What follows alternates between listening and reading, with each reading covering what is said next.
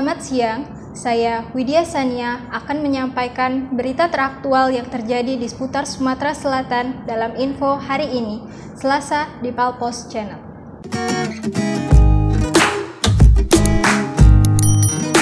Jajaran Subdit 3 Jatanras Polda Sumsel, pimpinan Kompol Christopher Panjaitan, berhasil mengungkap motif di balik kasus begal yang dialami seorang ibu rumah tangga berinisial DA, warga Jalan Mataram, Kelurahan Kemas Rindu, Kecamatan Kertapati, Palembang, yang terjadi pada Sabtu 11 September 2021 sekitar pukul 16.30.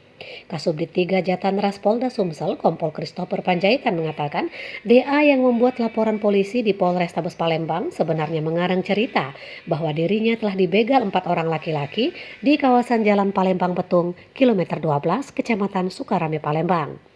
Hasil pengusutan sebenarnya pada saat kejadian, DA bertemu dengan teman pria kenalannya di media sosial Facebook sejak 2 tahun lalu. DA membawa motor dan menemui teman prianya itu.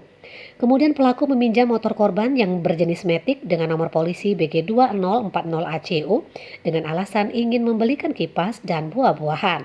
Saat itu DA ditinggalkan di TKP. Melihat pelaku tidak kunjung datang, lantas DA melapor ke Polrestabes Palembang dengan mengarang cerita bahwa dirinya dibegal 4 orang laki-laki. Berdasarkan pengakuan DA inilah, polisi menangkap pelaku bernama Muhammad Khodir, warga desa Rawabanda, Jalur 9, Kecamatan Pulau Rimau, Kabupaten Banyuasin. Fahmi Ramadan melaporkan dari Mapolda Sumsel untuk Anda.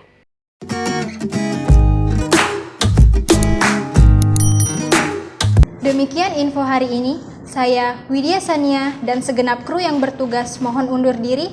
Selamat siang dan terima kasih.